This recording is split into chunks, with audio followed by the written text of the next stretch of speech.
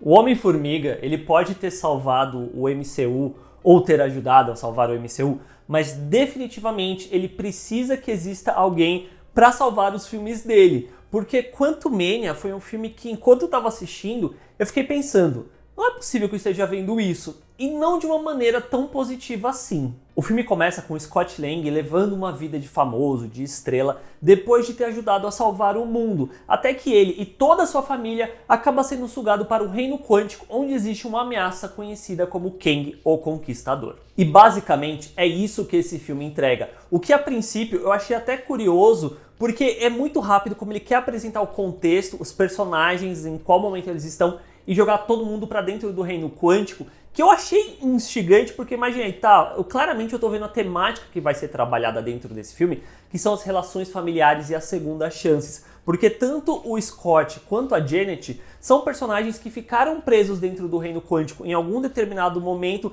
e perderam a vida dos familiares que eles amam. Seja do Scott com a Cassie, seja da Janet com a filha Hope e o marido Hank. E o que eles fazem com essa segunda chance, que no caso do Scott é tentar se aproximar da filha, mas ele não consegue ver direito o que a filha está fazendo, que ela muito se inspirando no pai, ao passo que a Janet meio que se isola dos parentes e não conta o que de fato aconteceu com ela. Então, de fato, eu sinto que havia algo interessante a ser explorado aqui, ainda mais quando a gente coloca em perspectiva que essa nova saga da Marvel basicamente está lidando sobre temas familiares em quase que todos os seus filmes. E não somente isso, como também está rolando muito essa questão da nova geração, de diversos filmes estarem trazendo isso, e aí nesse filme trazem a Cassie, houve esse recasting da atriz, que eu acho que a Kathryn Newton, ela tá muito bem como personagem, só que falta espaço pra gente conhecer ela melhor e gostar dela também. Eu acho que o grande problema do filme tá nesse roteiro do Jeff Loveness, que assim,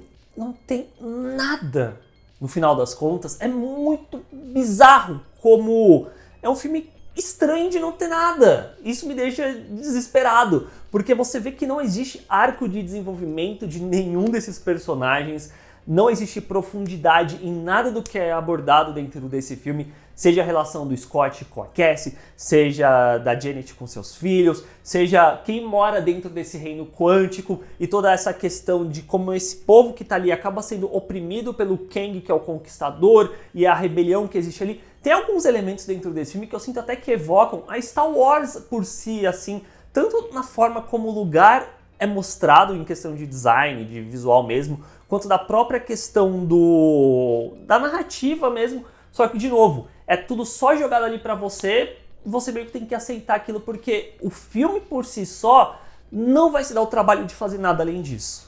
Antes de eu continuar falando do filme, deixa o like, isso ajuda demais esse vídeo a chegar a mais pessoas, e assina o canal para fazer parte aqui da comunidade do Bilheteirama. De novo, pra mim foi muito estranho ver o filme e sentir que falta coisa dentro dele, sabe? É quase como se não fosse exatamente só o problema do roteiro, mas também existe um problema de montagem mesmo por si. Por quê?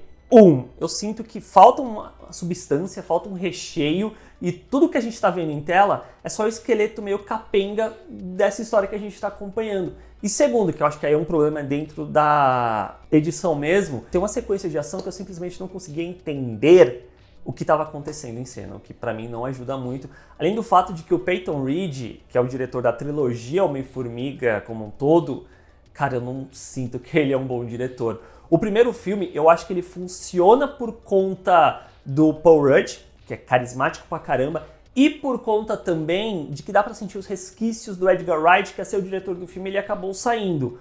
O segundo parece que ele só existe pra justificar, apresentar toda a questão do reino quântico, pra ir fazer sentido quando vai pro Ultimato.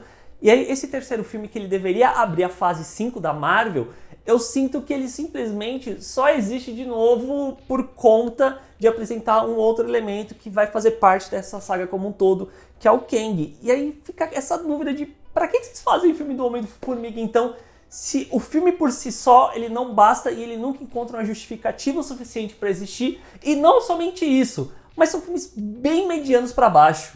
E aí falando sobre o Kang em si, o Jonathan Majors, que atorzão da porra, porque ele já havia feito uma versão desse personagem lá no Loki, né? aquele que permaneceu tal. E é muito interessante ver como que ele faz aqui dentro desse filme o Conquistador, como são personagens tão díspares mesmo sendo o mesmo personagem no final das contas.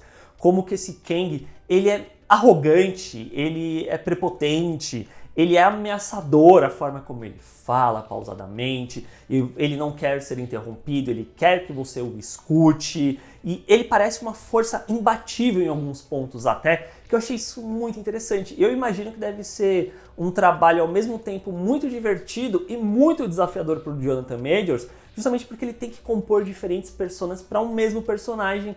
E ele entrega, até tem umas partes que ele tem que ter uma fisicalidade maior, por assim colocar, que eu fiquei, caramba, que assustador esse personagem aí pode ser no futuro do MCU. Mas aí meio que Quantumania é só isso, porque quanto filme de comédia falta graça, tem várias piadas ali que simplesmente não funcionam. Eu sempre repito, o que funciona pra mim pode não funcionar pra você, mas eu acho que no caso não funcionou muito bem.